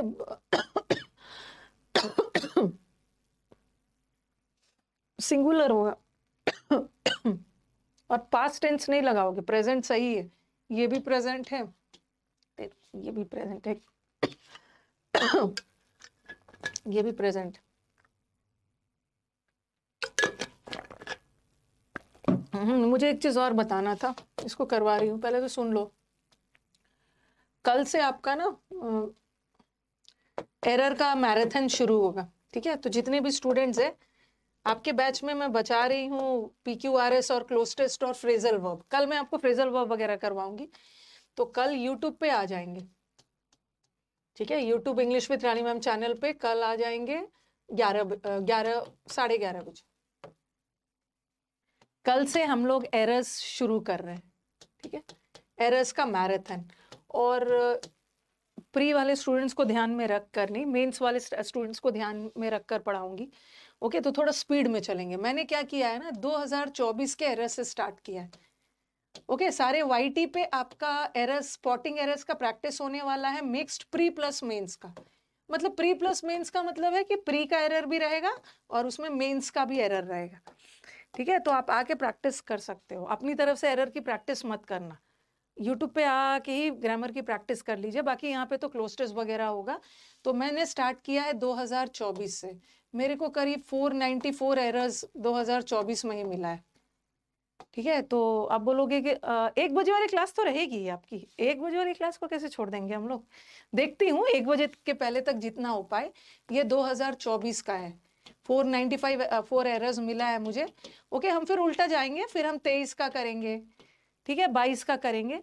ये मैंने रिसेंट से ही स्टार्ट किया है, इसमें सारा है, GD भी है, ओके, DSSS भी है, NDA भी है, CDS भी है, MTS भी है, स्टेनो भी है, CGL भी है, सारा। ओके, तो विल बी मूविंग बैकवर्ड्स। 2012 तक कहाँ से हो जाएगा, 11:30 बजे का टाइमिंग है English with Rani ma'am channel पे। तो एरर्स का हम लोग का सारा PYQs का प्रैक्टिस हो जाएगा। एक बार मैं फटाफट एरर्स करती हूँ ना, देखती हूँ कितना एरर्स करा पाती हूँ, उसी तरह हम लोग PYQs कर लेंगे वो कैप का। और ये जो बैच है जो हमारा मंडे से फ्राइडे चलता है, इसमें हम लोग मॉक्स करेंगे। एक दो चीज थोड़ा सा पेशेंस रखिए, और इसमें हम लोग phrasal verb, fix preposition, cloze test, passage, ये सब करने वाले हैं, ठीक है। हाँ, वो कैब अलग से, वो कैब का अलग से होगा और ग्रामर का अलग से होगा, ठीक है। और मेरे को ना उतना टाइम मिल नहीं पाया, ये जो CHSL वाले स्टूडेंट्स के लिए ना मुझे 5 मॉक्स बनाने का टाइम नहीं मिल पाया, तो मैंने 3 मॉक ही रखा है, क्योंकि CHSL का एग्जाम पास आ गया है ना, 18 से तो एग्जाम ही है। ओके, तो ज़्यादा टाइम नहीं मिल पाया है, तो मैंने डिसाइड किया है कि 3 मॉक्स ले लूँगी। ओके, 3 मॉक्स एक रख रही हूँ, आज 13th हो गया ना, नहीं आज 12th है ना, 14th को, 15th को और 16th को। ओके, 40 क्वेश्चन का 3 मॉक्स ऐप पे ले लूँगी, क्योंकि 17th का तो आपको ट्रैवल ही करोगे और 18th को आपका एग्जाम है। ओके, वो कैप का भी होगा, टेंशन नहीं लो, वो कैप का भी होगा। तो CHSL वाले स्टूडेंट्स हमारे 3 मॉक्स दे दो, वैसे तो प्रैक्टिस कर ही रहे हैं, कितना पढ़ोगे, यूट्यूब पे एरर्स पढ़ ही रहे हो, मॉक्स आपके लिए 3 रेडी कर दे रही हूँ, 14, 15, 16 ऐप पे आके टेस्ट दे दीजिए। हाँ मैं, आप बहुत लेट हो गए हो, आप मैम सही बोला कि मैं लेट हो गई हूँ, 3 मॉक दे दो। अगर 5 मॉक भी बनाती ना उससे कोई फर्क नहीं पड़ता, ऑलरेडी आप लोग इतना ज्यादा प्रैक्टिस कर ही रहे। सारे बच्चे देंगे, CHSL वाले ही नहीं देंगे, स्टेनो वाले भी देंगे और CGL वाले। ओके, और लेट इतना ज्यादा प्रैक्टिस तो आपका हो ही रहा है। चलो नेक्स्ट वाला, फिर उसके बाद स्टेनो का मॉक्स बनाऊंगी। कल यूट्यूब पे आ जाइएगा। He couldn't help but shedding tears at the plight of the villagers rendered homeless by a devastating cyclone.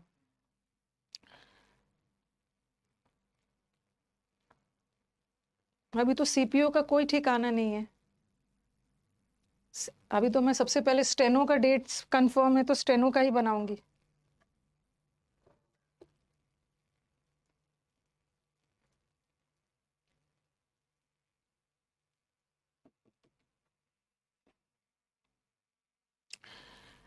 He couldn't help but shedding tears, ये याद है ना? अरे नहीं नहीं नहीं, रेंडर्ड होमलेस, ये रेंडर्ड स्टेटिव वर्ब है। ओके, जो बेसहारा हो गए हैं साइक्लोन के द्वारा, बेसहारा हो गए तो होमलेस हो गए हैं, बेसहारा हो गए, होमलेसली नहीं होगा। करेक्ट है ये वाला कैसे भूल गए हो? ये मैंने आपको बताया था ना, ही कुडेंट हेल्प। चलो एक बार रिवाइज करवा देती हूँ। He couldn't help but shedding tears, अपने आप को आंसू बहाने से नहीं रोक पाई, शेडिंग टीयर्स होगा या टू शेड टीयर्स होगा या शेड टीयर्स होगा। ये तो मैंने आपको पढ़ा दिया इन्फिनेटिव चैप्टर में, और ये बहुत इंपॉर्टेंट क्वेश्चन है, हर डाउट सेशन में भी आता है। क्या होगा? ही कुडेंट हेल्प, अपने आप को आंसू बहाने से नहीं रोक पाया गरीबों की दयनीय हालत को देखकर। क्या होगा? बेर इन्फिनेटिव लेगा ना, बेर इन्फिनेटिव। ओके, ये जो बट वर्ड है अपने साथ बेर इन्फिनेटिव लेता है। ही कुडेंट हेल्प, शेडिंग मत लगा, बट शेड टीयर्स। अगर फ्रॉम रहता ना, ही कुडेंट हेल्प, फ्रॉम लगता, तो अगर कोई तो प्रेपोजिशन आता तो फ्रॉम शेडिंग लगा सकते, फ्रॉम रहता तो शेडिंग लगाते। अगर कुछ भी नहीं रहता ना, रुको एक बार मैं सही से लिख देती हूँ। ओके, एक बार सही से देख लो, ये क्वेश्चन बड़ा इंपॉर्टेंट है और आपका रॉन्ग नहीं होना चाहिए। ही कुडेंट हेल्प,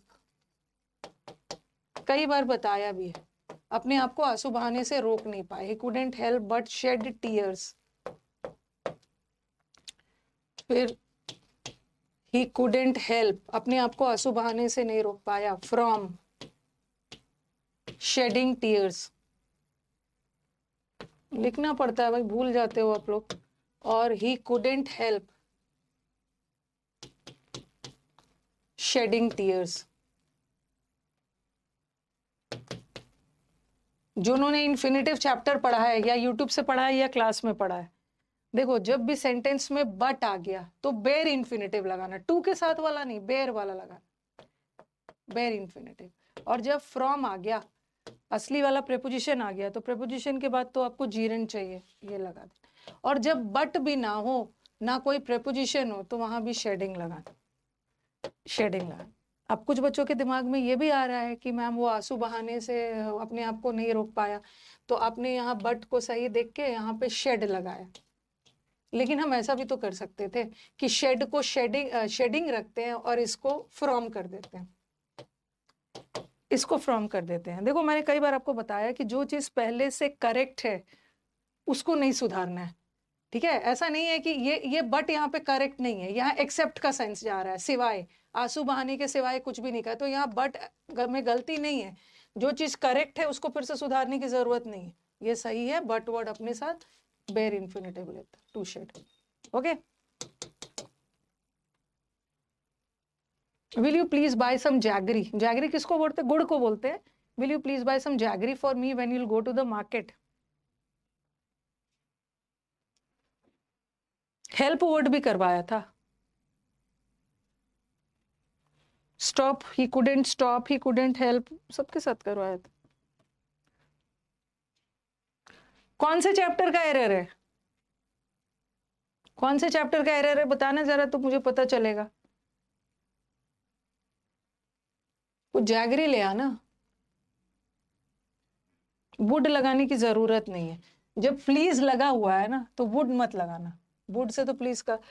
हाँ, क्या आप कुछ जागरी ले जाओगे? कंडीशनल का है, कंडीशनल, एक कंडीशनल सेंटेंस में दो विल नहीं आएगा, कौन सा विल हटेगा? Conditional, when you go to the. Most of the members at the meeting felt that the group appointed for investigating the case were not competent to do the job efficiently.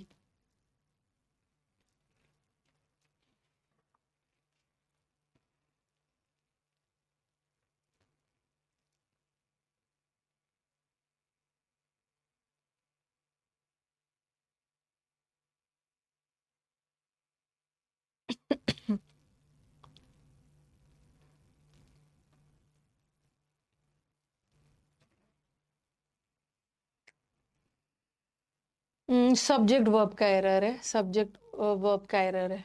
हमारा जो subject है ना verb से बहुत दूर है।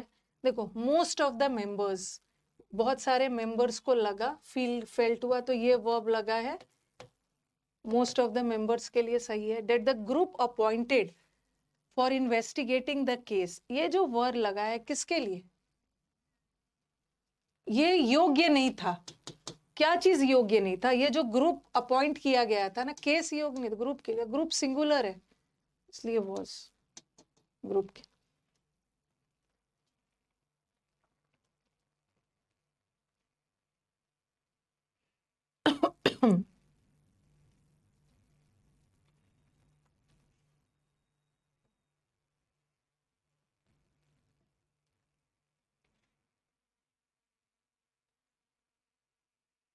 In these days of inflation 100 rupees note, ये देखो ये नोट नाउन है और नाउन की विशेषता बताने के लिए एडजेक्टिव चाहिए, तो 100 रुपी एडजेक्टिव है और एडजेक्टिव में अपोस्ट्रोफी एस नहीं लगता है, ठीक है? अपोस्ट्रोफी एस हम नाउन को लगाकर बनाते हैं, नाउन में एस लगता है, ये एडजेक्टिव है। तो क्या होना चाहिए? अ 10 रुपी नोट। कभी कभी ऐसा भी आ जाता है, अ 10 रुपीज नोट, ये भी गलत। अपोस्ट्रोफी तो लगेगा ही नहीं, ना ही ये प्लूरल वाला लगेगा, क्योंकि नोट नाउन है और नाउन की विशेषता बताने के लिए एडजेक्टिव चाहिए और एडजेक्टिव का प्लूरल भी नहीं बनता, अपोस्ट्रोफी भी नहीं लगा। Though child marriage has been banned, the custom still prevailed among some groups in India.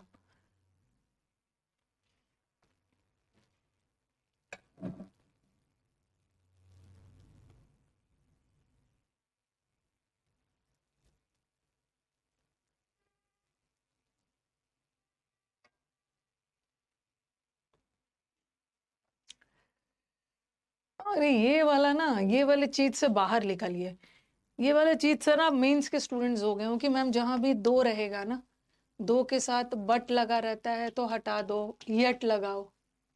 दो के साथ बट लगा है तो काट के यट लगाओ, बट यहाँ तो बट लगा ही नहीं है। कभी कभी दो वर्ड बगैर यट के भी आ जाता है, यट की जगह कॉमा भी लगा दिया, कॉमा नहीं भी है फिर भी सही। ये बोल रहे हैं दो चाइल्ड मैरिज को बैन कर दिया गया, बट ये प्रथा अभी भी प्रिवेल कर रहा है। ओके, स्टिल एक जनरल बात कही जा रही है, स्टिल अभी भी ये प्रिवेल कर रहा है, प्रेजेंट टेंस में जाना चाहिए, प्रिवेल्स, प्रिवेल, स्टिल प्रिवेल्स।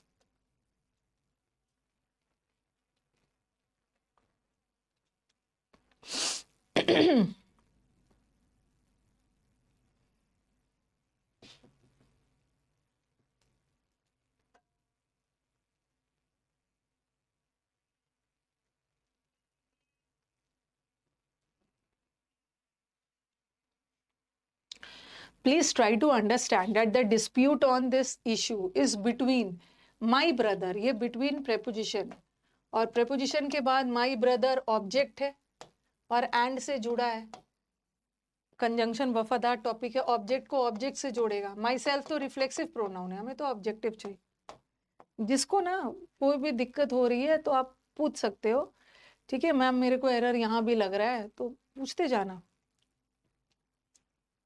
थोड़ा जल्दी जल्दी चलना है, अब गाइस गाइस करके वेट नहीं करना है।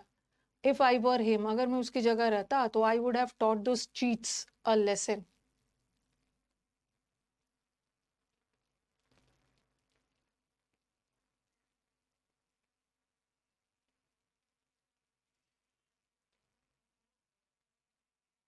अगर मैं उसकी जगह होता, नहीं नहीं, ये जो कंडीशनल वाला इमेजिनरी वाला ये तो बताया भी था, इमेजिनरी वाला। देखो देखो, ये बता रहे, अगर if I were a bird I would fly, ये भी करेक्ट है।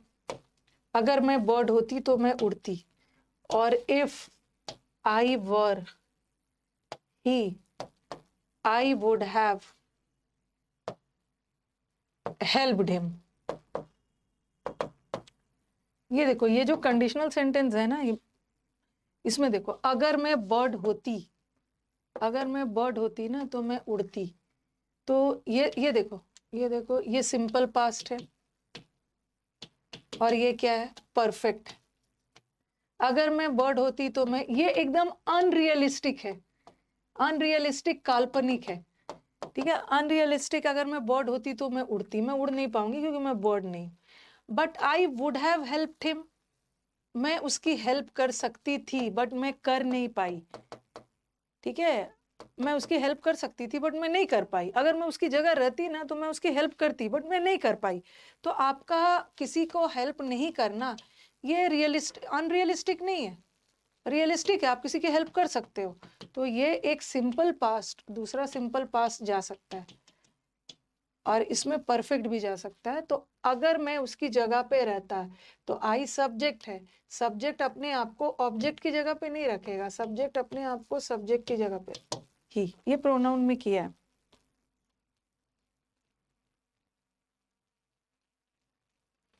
ठीक है, I if I were him नहीं होगा, अगर मैं उसकी जगह पे रहता, तो आई सब्जेक्ट है ना, ये तो प्रोनाउन चैप्टर में किया है, प्रोनाउन चैप्टर में किया है। तो ये कंडीशनल वाला सेंटेंस याद रखो, जब इमेजिनरी होता ना, आई वुड फ्लाई, अगर मैं बर्ड होती तो मैं उड़ती, ऐसा थोड़ी है मैं उड़ सकती थी बट मैं उड़ नहीं पाई। अरे मैं बर्ड नहीं हूं, नहीं उड़ सकती हूं मैं, तो ये तो अनरियलिस्टिक है, ठीक है। बट यहाँ तो आप उसकी हेल्प कर सकते थे, कर नहीं पाए, तो ये सही है। Error is in this part, ही लगा देना। When we consider all the factors, which are many, the number of school dropouts are quite disturbing.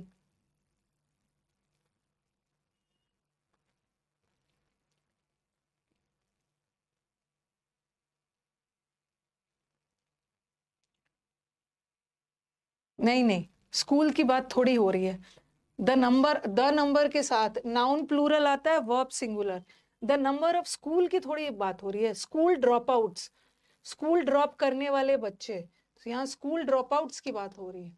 तो सही है, ड्रॉप आउट्स मेन वर्ड है, नाउन प्लूरल है और वर्ब सिंगुलर होगा ना, इस स्कूल्स की बात नहीं होगी। अगर ऐसा रहता ना, द नंबर ऑफ स्कूल्स रहता, स्कूल्स की संख्या, तब सही है। बट यहाँ स्कूल के बारे में नहीं हो रहा, स्कूल से ड्रॉप करने वाले बच्चे। The president had hardly spoken a few words when the microphone stopped functioning.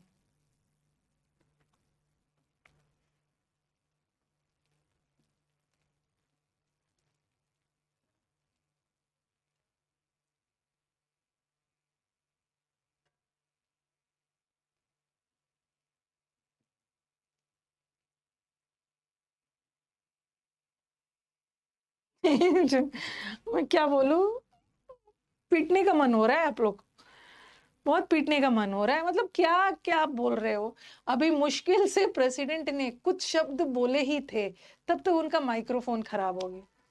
मतलब क्या हार्ड क्यों कर रहे होगे, हार्डली का मतलब है मुश्किल से, हार्ड स्पोकन कहा मतलब क्या है, मुश्किल से कुछ शब्द बोले ही थे। मतलब अ फ्यू को हमेशा द फ्यू ही करोगे, फ्यू क्यों करोगे। अभी प्रेसिडेंट ने ना के बराबर बोला था, अब बेचारे ने कुछ कुछ ही बोला था, अभी कुछ ही शब्द बोले थे। तो मैं हार्डली और स्कार्सली के साथ व्हेन आता है ना, नो एरर है। मतलब आज मैं भगवान से प्रे करूंगी, भगवान इनके सेट में नो एरर मत देना, नहीं तो इनका सारा कॉन्सेप्ट हिल जाता है, सब आता हुआ चीज भी गड़बड़ करके आ जाते हो। मेरे को तो एरर निकालना है, मैं फ्यू में से अ हटाऊंगा, हार्डली में से हार्ड करूंगा, पता नहीं प्रेसिडेंट को प्राइम मिनिस्टर भी करेंगे। मत देना भगवान नो एरर। द फ्यू कोई खास शब्दों के बारे में थोड़ी बोला जा रहा है, मुश्किल से कुछ बोला ही था। हार्डली बीच में है ना, तो इन्वर्जन मत करना। अगर हार्डली शुरू में होता ना, hardly had the president.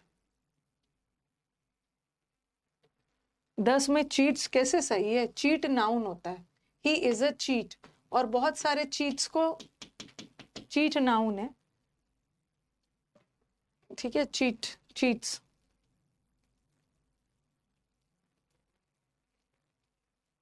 Ma'am मेरा इंग्लिश बहुत अच्छा है इसलिए सब हो जाता है। ये तो पहली बार, मतलब बहुत दिनों बाद एक ऐसा बच्चा दिखा है ना जिसको अपने आप पर इतना कॉन्फिडेंस है। भाई कुछ कॉन्फिडेंस इनसे देखिए। मैम मेरा इंग्लिश जबरदस्त है, सब हो जाता है।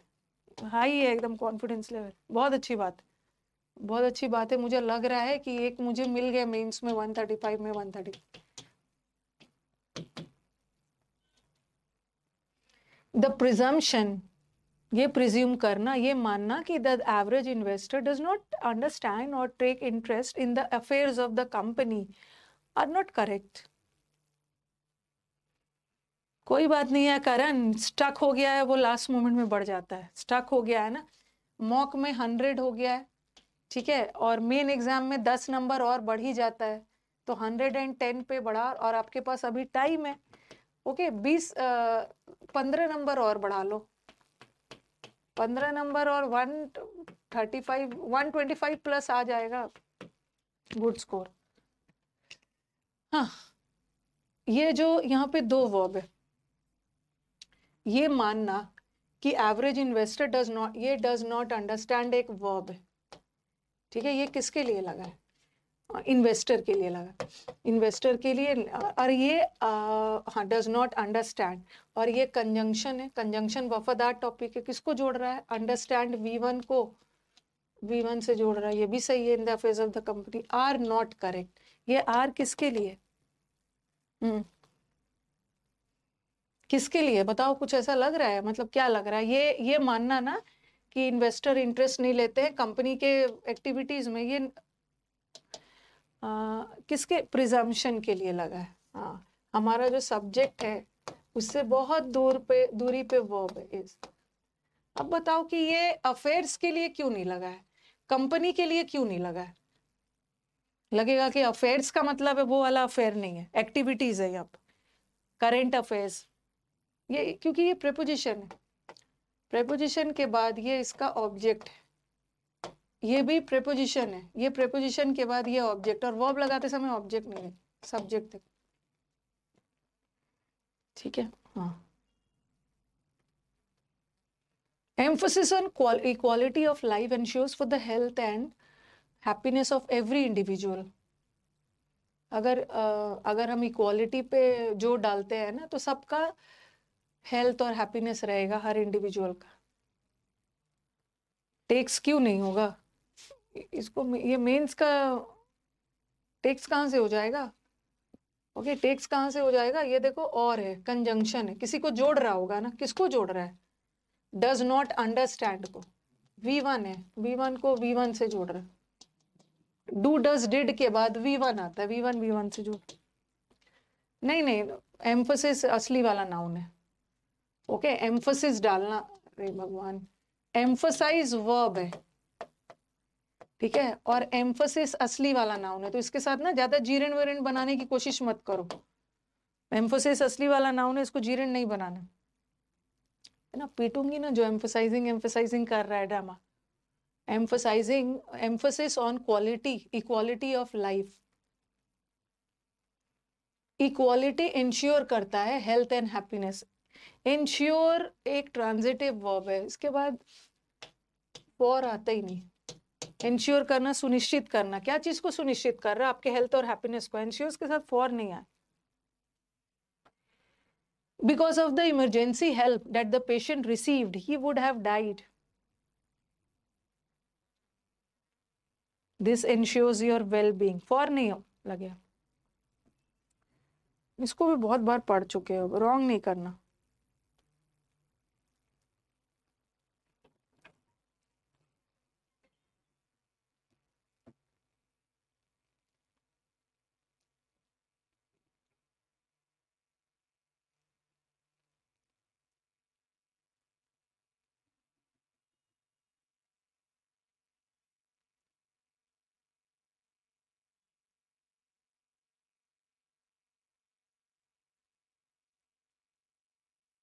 देखो देखो, बिकॉज ऑफ कारण बताता है, इमरजेंसी हेल्प के वजह से पेशेंट मर गया, ये सेंस जा रहा है सेंटेंस को। हाँ,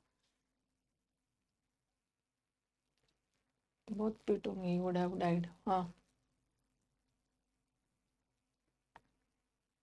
हाँ, बिकॉज ऑफ गलत है, यहाँ पे गलत प्रेपोजिशन लगा हुआ है।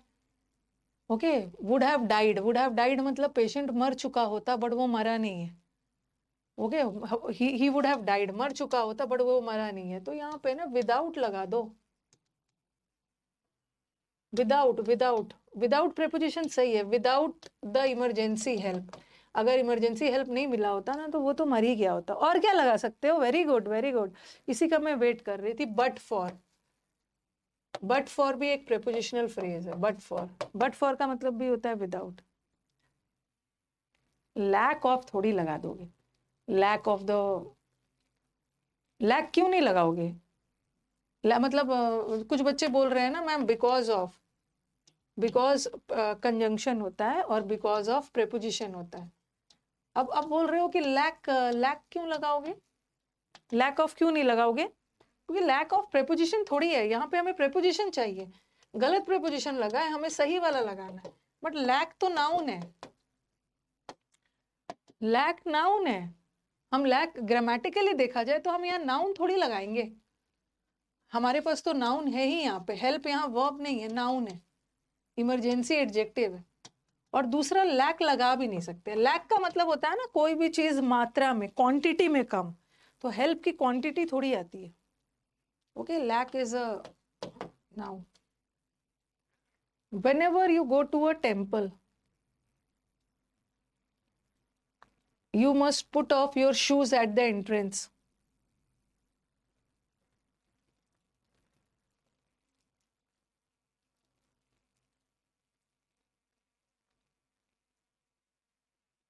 पुट ऑफ का मतलब होता है पोस्टपोन करना। अब कुछ क्या करेंगे ना, एक तो सीख लिए कि टेम्पल जहां भी दिख जाए, चर्च जहां भी दिख जाए, वहां से आर्टिकल उड़ा दो। नहीं, सही है।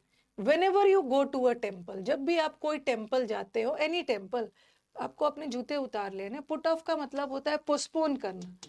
तो क्या होगा? Take off, put away, take off. Take off का मतलब भी होता है, एक होता है प्लेन टेक ऑफ और एक होता है रिमूव योर शूज।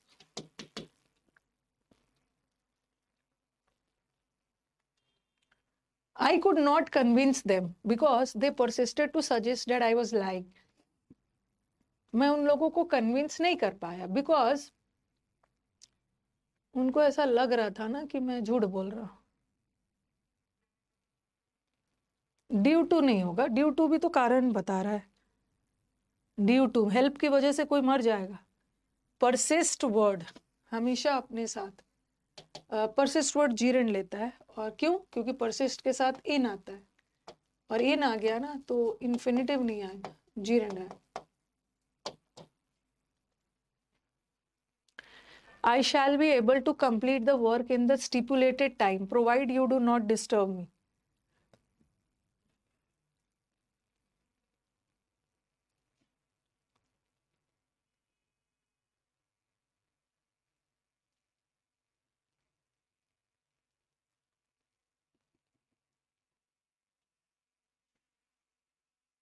नहीं, यहाँ पे एबल वर्ड क्यों? एबल वर्ड गलत नहीं है, शैल के साथ एबल आता है, शैल के साथ एबल आता है।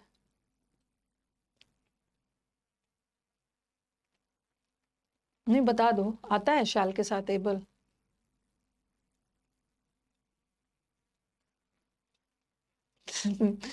आता है। किसके साथ एबल नहीं आता है? कौन मॉडल वर्ब के साथ? कैन के साथ, कैन नॉट के साथ। कैन, कैन नॉट, कुड के साथ एबल नहीं आता क्योंकि एबिलिटी बताता है, आता है इसके साथ है। अब ये मैंने जब आपको कंजंक्शन पढ़ाया था, इसके बारे में क्या पढ़ाया था? एक प्रोवाइड वर्ब होता है और एक होता है प्रोवाइडेड। एक प्रोवाइडेड वर्ब होता है और एक प्रोवाइडेड कंजंक्शन होता है। एक प्रोवाइड एज अ वर्ब का मतलब होता है कोई भी चीज प्रोवाइड करवाना, मतलब उपलब्ध करवाना, नोट्स वगैरह मैम प्रोवाइड करवा दीजिए। और एक प्रोवाइडेड का मतलब होता है बशर्ते, मैं आपको नोट्स तभी दूंगी ना, प्रोवाइडेड कि आप हर दिन उसको रिवाइज करोगे, बशर्ते। तो ये वाला प्रोवाइडेड कंजंक्शन है, और यहाँ हमें यहाँ वर्ब की जरूरत नहीं चाहिए। जो प्रोवाइड एज अ वर्ब, इसका प्रेजेंट टेंस में प्रोवाइड होता है, as a verb present tense में प्रोवाइड और पास्ट टेंस में प्रोवाइडेड होता है, लेकिन एज अ कंजंक्शन ये ईडी के साथ ही बना हुआ है, और यहाँ पे कंजंक्शन चाहिए हमें वर्ब थोड़ी चाहिए, हमें तो अपना वर्ब मिल गया, ये सब्जेक्ट है, इसको वर्ब मिल गया, ठीक है, ये सब्जेक्ट है, इसको वर्ब मिल गया, हमें सब्जेक्ट नहीं चाहिए, हमें कंजंक्शन चाहिए, और कंडीशन रखा है ना, मैं काम तभी कंप्लीट करूंगा बशर्ते कि तुम मुझे डिस्टर्ब नहीं करो, हमें कंजंक्शन चाहिए, और as a conjunction provide word नहीं होता, provided. He has a scheme of his own which he thinks more preferable to that of any other person.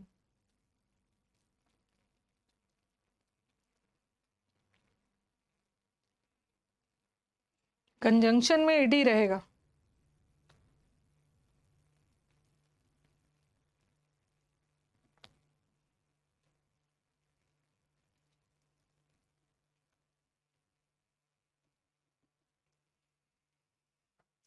Preferable का मतलब ही होता है दो के बीच में किसी दूसरे चीज को ज्यादा प्राथमिकता देना, प्रेफरेबल के साथ मोर या मोस्ट नहीं लगा, ये तो इजी है। Our school is making every possible effort to provide best facilities and personal attention for each child.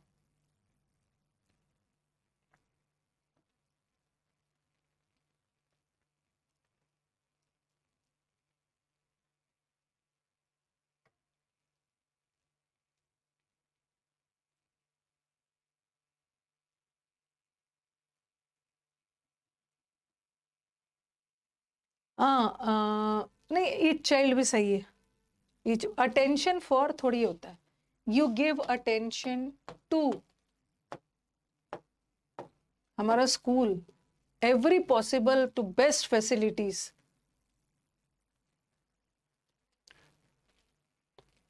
25 तक कर लेते हैं, अभी तो और भी है। Due to certain inevitable, inevitable मतलब अनअवॉइडेबल परिस्थितियों की वजह से the scheduled program had to be postponed indefinite but the members could not be informed, you pay attention to.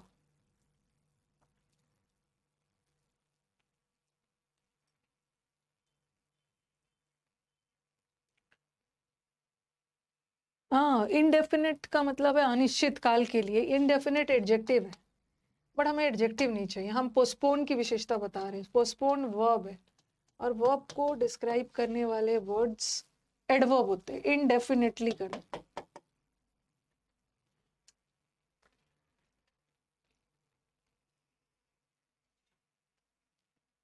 हम्म,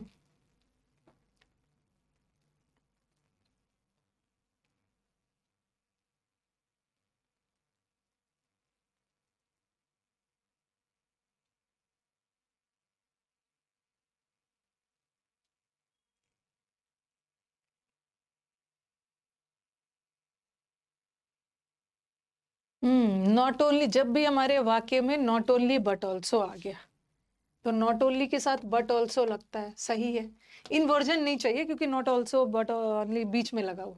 अब हमें पैरेललिज्म का एरर देखना है, पैरेललिज्म वाला एरर भर भर के आता है। अब देखो किसके किसके बीच में कंपैरिजन हो रहा है, कि हमारा जो कमिटी है ना, मिस्टर देसाई का आभारी है कि उन्होंने रिपोर्ट ही प्रिपेयर नहीं किया बल्कि एजेंडा भी प्रिपेयर किया, तो फॉर प्रिपेयरिंग एजेंडा के पहले तो बट ऑल्सो लगा है, तो नॉट ओनली भी फॉर से पहले चाहिए ना, not only for preparing but also for preparing, तो बी पार्ट में एरर है, बी पार्ट में।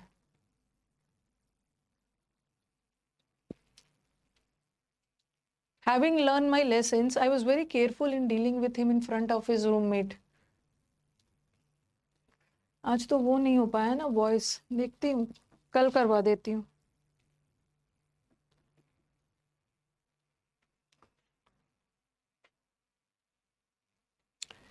हैविंग के साथ ये परफेक्ट पार्टिसिपल है, हैविंग के साथ वर्ब का थर्ड फॉर्म आएगा, having learn. The health workers are, देखो इसको,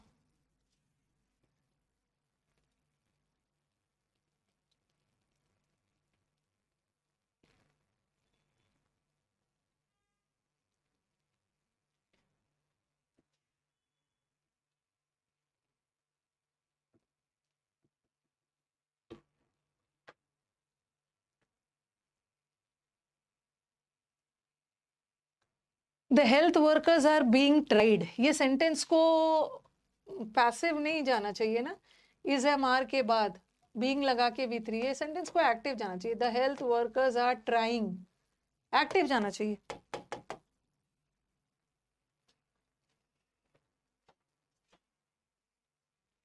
He is smarter enough to get selected for this prestigious post. कल इसका भी एंड करवा दूंगी, देखती हूँ कल क्या क्या करवाया जैसे। इनफ के साथ, एक तो इनफ के बारे में दो चीज याद रखना है, क्योंकि इनफ वर्ड हमेशा एडजेक्टिव के बाद आता है और इनफ वर्ड हमेशा पॉजिटिव डिग्री लेता है, स्मार्ट इनफ। ठीक है, तो यहीं तक रहने देते हैं। भाई किसका बर्थडे है मैं देख नहीं पा रही हूँ, जब मैं देखने की कोशिश कर रही हूँ ना स्क्रीन साइड में, तो कमेंट ऊपर चला जा रहा है। भाई किसका बर्थडे एक बार बता देना। क्लोज टेस्ट हो गया, इसमें भी बहुत है, टाइम लगेगा। वॉइस भी लेके आई थी मैं, इसको करवा दूंगी किसी दिन।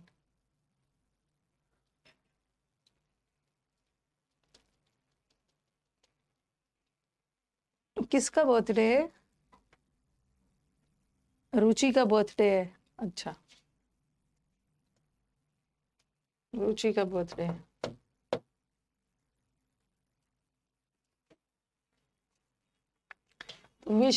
Wish you a very happy birthday Ruchi. Girl है, पिंक कलर से लिख रही हूँ। Wish you a very happy birthday.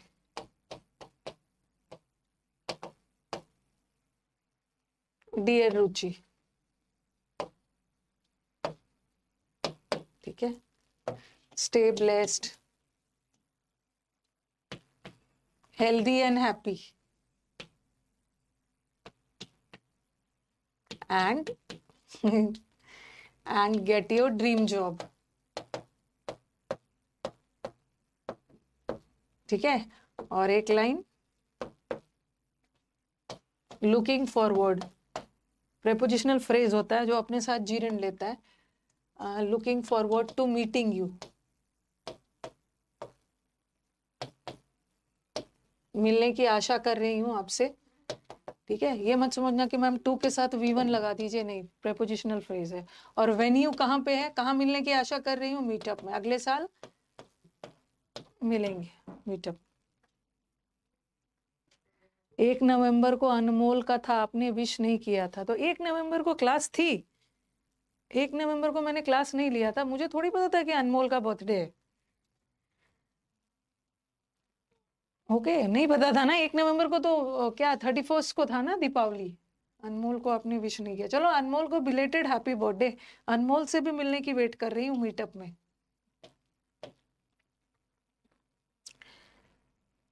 जिसका भी जब भी बर्थडे था या आने वाला है, सबको हैप्पी बर्थडे। और बस मेरी यही विश है बर्थडे पे कि जल्द से जल्द हम लोग मिले मीटअप में। वो लड़का था इसलिए नहीं विश किया था मैंने। ये कौन बोल दिया कि लड़का था इसलिए नहीं विश किया, लड़की थी इसलिए विश कर दिया।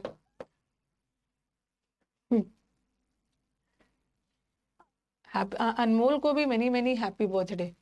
ओके, अगले बर्थडे में ना मैं आपको कार्ड बना के भेजूंगी। अब मेरे को याद हो गया ना, मेरी डॉटर का बर्थडे उसका 2 नवंबर को होता है, तो मुझे याद रहेगा कि अनमोल का 1 नवंबर को बर्थडे है। ठीक है, मैं इसको कहीं नोट कर लूंगी और मैं आपको कार्ड बनाकर भेजूंगी हैप्पी बर्थडे का।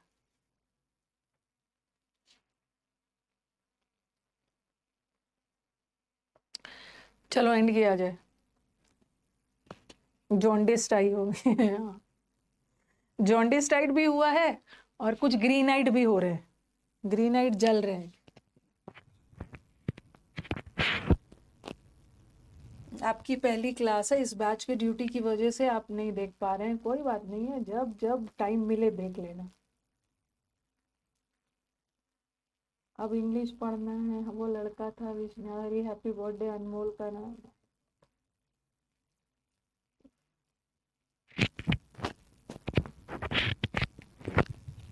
लिख के भेज दिया है।